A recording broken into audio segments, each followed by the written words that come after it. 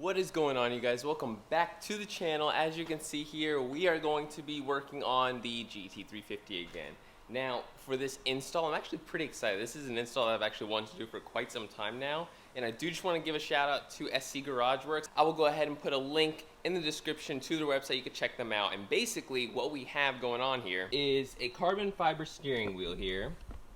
Now, SC Garage Works allows you to customize a wheel, so my option that I chose was perforated leather on the sides with carbon inserts, as well as carbon fiber on the bottom and top with a red stripe, and I chose to do white stitching. Now, I know the common setup for most people is to do a red and black thing, which is why I chose the white stitching. I feel like that would set it off a little bit. Plus, if you look at the car, we do have a little bit of white going on in the stripes and in the banner as well, so I felt like it was good to tie everything in together, so I felt like that's why we did the white stripe. We didn't want to go ahead and do the plain red and black thing. It is a good look, but I'm very excited, so let's go ahead and get started. I'm going to be showing you guys how to do this install. Now, doing this install, before we get started, first thing we're going to do is disconnect the battery. And the reason why we want to disconnect the battery is because we are going to be taking apart the airbag. Unless you prefer the airbag to possibly blow up in your face. I mean, I've done it without disconnecting it. I haven't had that happen, but hey, I'll let you decide what you want to do. Perfect. Now that our battery's disconnected, we can actually go ahead and start with our steering wheel install. Now, first thing we're going to do here is we actually have our really small screwdriver, and what we're going to be doing with this is on the sides of the steering wheel, there's going to be little tiny holes, and that's where we're going to basically be poking our screwdriver in to go ahead and push out our airbag. And just like that, our airbag is released. Now on the back side of the airbag, you will have a few connectors that we will have to disconnect, so let's go ahead and disconnect those. One of them is going to be our horn, then you have two more that's going to be for the airbag.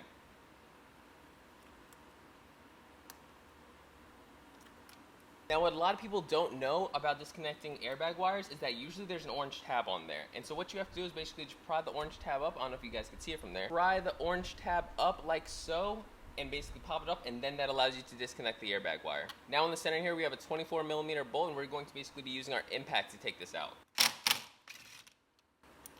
And that's why we use an impact, so much easier. One last thing to disconnect is our harness to the clock spring, and that's going to be at the top, and it's going to be a gray clip. Here we have our harness. We're just going to go ahead and push down and pull out, and that releases that. Now our steering wheel should just come out.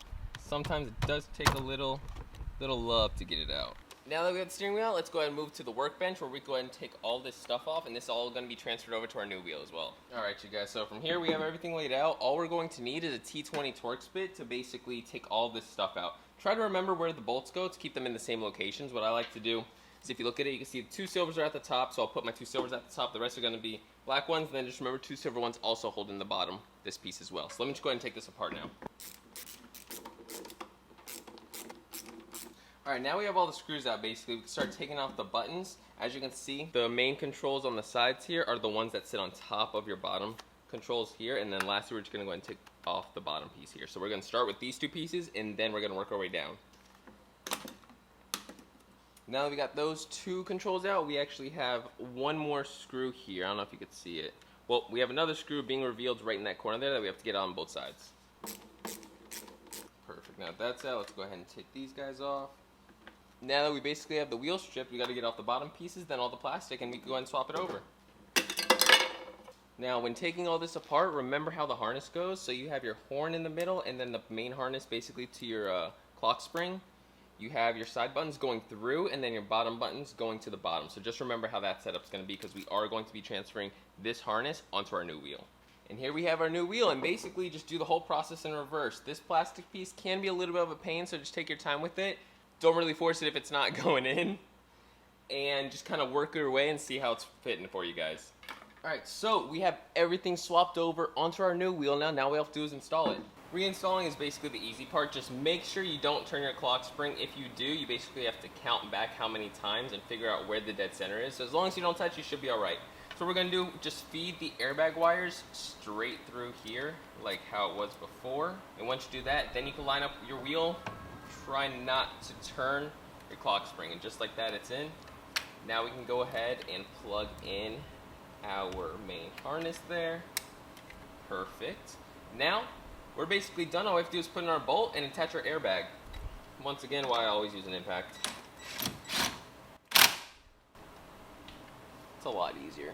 Now, when reattaching the airbag, always make sure those orange tabs that you picked up, When you go to plug it back in, make sure that you push the tabs down.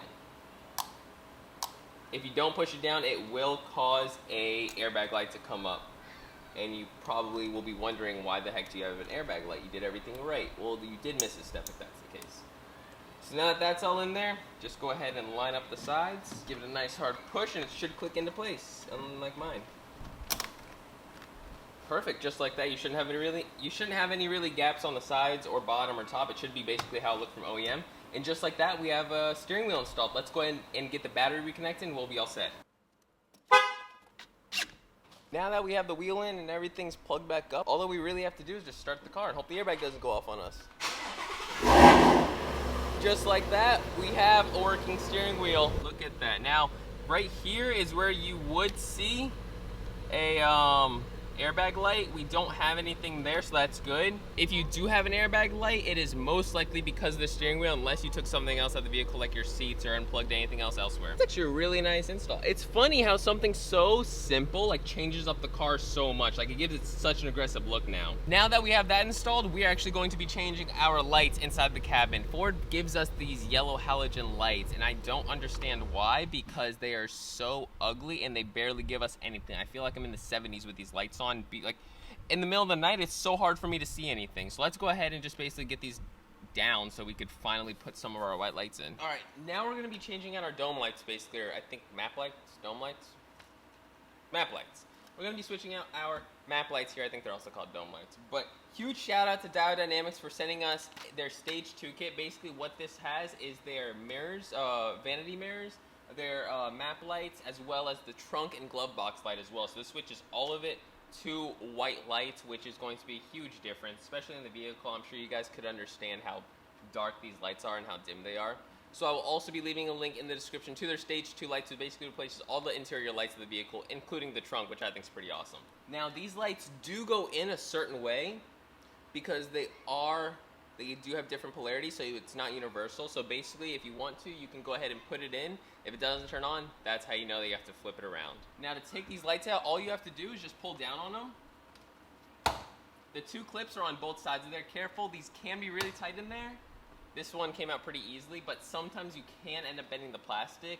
It's just for some reason that's how tight these clips are in there. So once you do that, we can go ahead and pull out our old lights. And these lights are going to be very hot because they are halogen. Let me get a towel. And then we'll go ahead and set it aside. Let's go ahead and get our next one here. Now to put our new lights in. Like I said, they are side specific, so I got this one on the first shot, and then you just put them back in exactly how the old ones were. Let's just do the same thing on this side. Perfect, I did get it on the same side again. Oh, it does still turn on. I apologize, these are universal. I think the vanity lights are not. I remember one of the lights them telling me that they are specific to the direction that they're facing because of polarity. But I guess these weren't it. So my mistake, these do not have to be in a certain direction. And just like that, they're in. And just put them back up.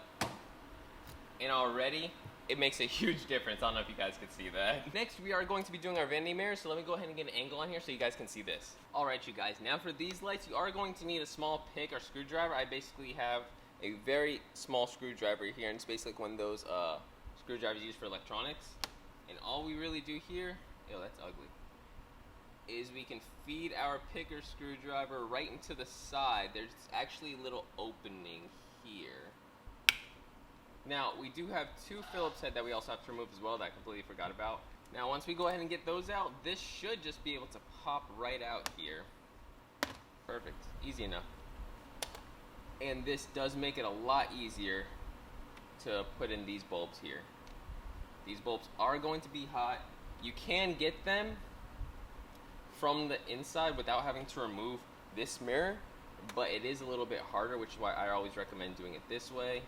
Just stick your screwdriver in there and you can basically pop these guys out. Now, as I'm putting them in, I am going to just get my lights turned on again, just so I know that they are going in the right direction. I believe these are the ones that are required to go in a specific direction. As you can see, we do have both them on now, and now we can go ahead and put our mirror back in.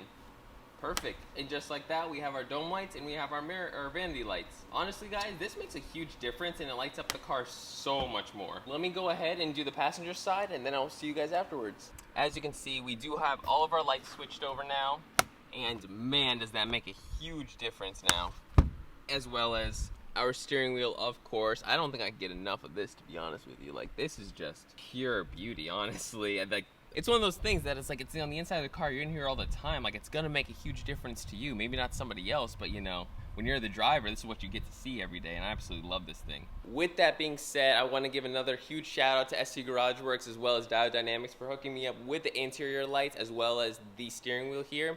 Feel free to check them out for your custom steering wheel, or you can go on their website, play around with their options just to see what they really have for you. See if it's something that you even want to, you know, indulge in. As well as the lights from Diode Dynamics. I'll go ahead and drop a link to the description for the lights. I mean, it's a very inexpensive mod that I think should have came from factory with how bright these things are. It's honestly, it's a no-brainer if you ask me. It just lights up the interior so much better, especially for middle of the night drives or something like that. Even getting into your car in the middle of the night, you know, and it's pitch black or something like that. These lights do a huge difference. But that is going to be all for today's video, you guys. Thank you so much for watching. If you have any questions, comments, concerns, anything about what I did today, feel free to drop a comment in the comment section down below. And I'm also going to be dropping my Instagram somewhere around here. You can go ahead and check out my content as well as message me if you guys have any questions. I do respond on there faster. Also, guys, feel free to like and subscribe. I will see you guys in the next video. Thank you for watching. See ya.